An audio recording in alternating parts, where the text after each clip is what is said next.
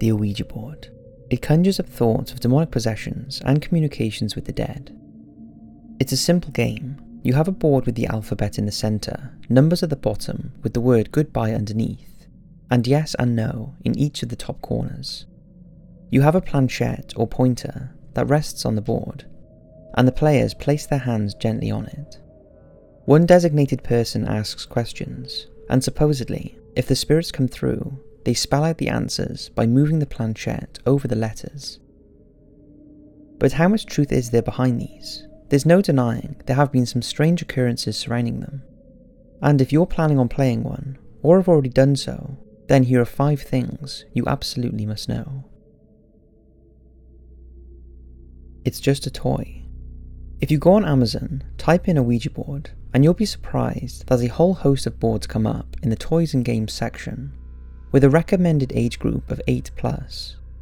These are the same Ouija boards that are claimed to be the portal to the undead, that summons demonic entities and have caused players to commit heinous acts after acting on their instructions.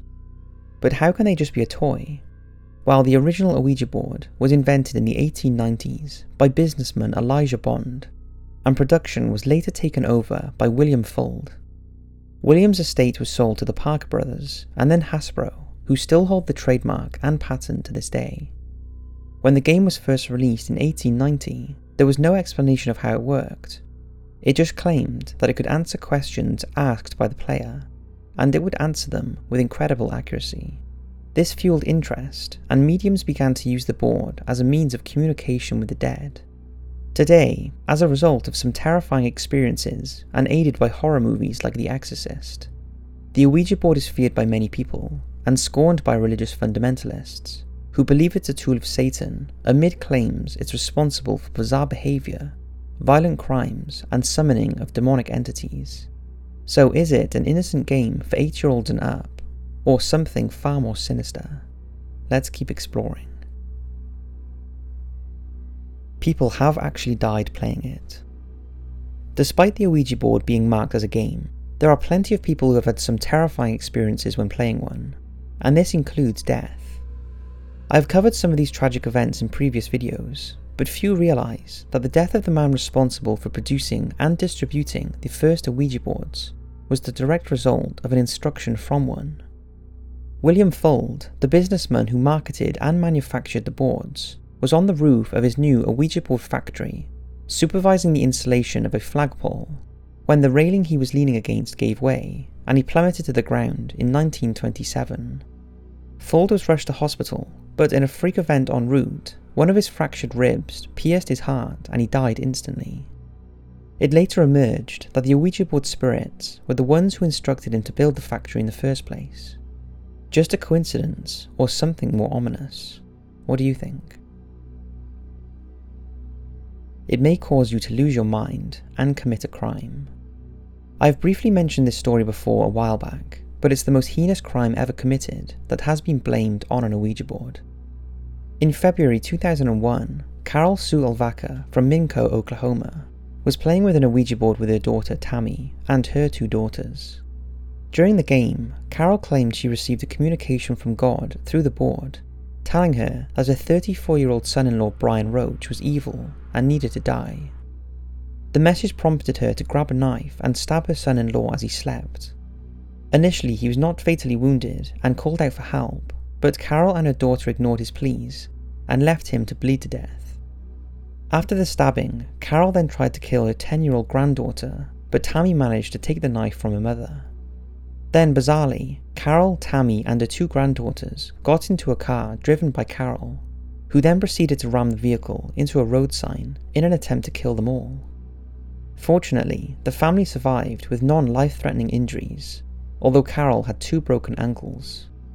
Despite this, she got out of the car and tried to push one of her granddaughters into oncoming traffic, apparently believing that she had inherited Brian's evil.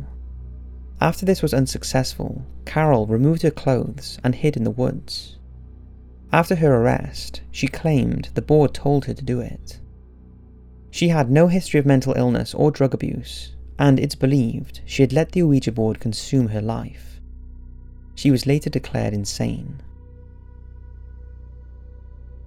People swear they can communicate with the dead.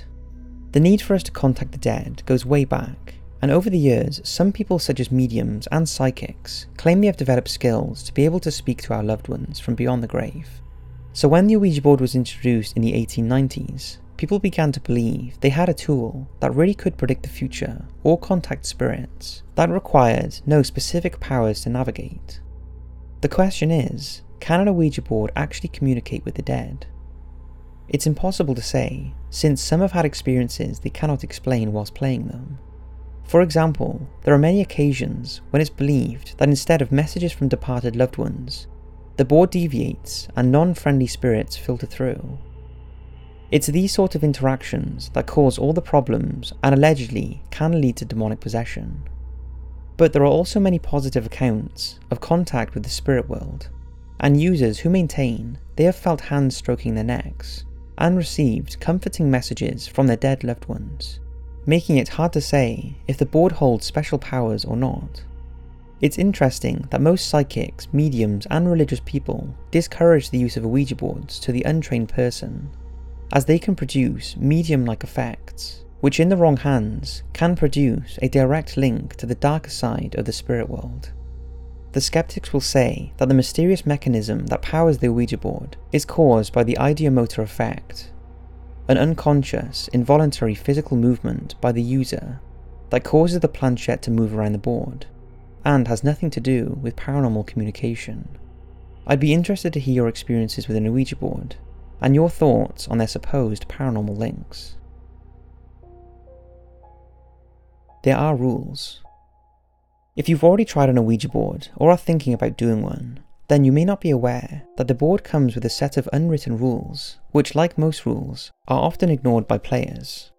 Although, ignoring these rules can supposedly increase your chances of a demonic possession. There are 3 in particular that you should always abide by.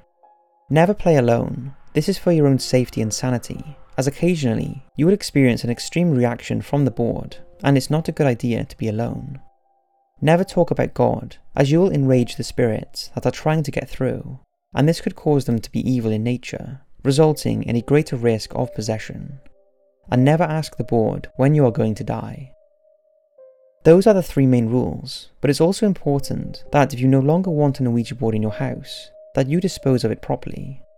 If you do not, it will supposedly come back and haunt the owner, but absolutely do not burn it. If you do, you will apparently hear it scream, and this will signal you have less than 36 hours to live. The correct way of disposing of an Ouija board is to break it into 7 pieces and sprinkle it with holy water. If that is not possible, place a silver coin on the board to repel evil energy so that no spirits will come through. And one last thing, always say goodbye when you close a session.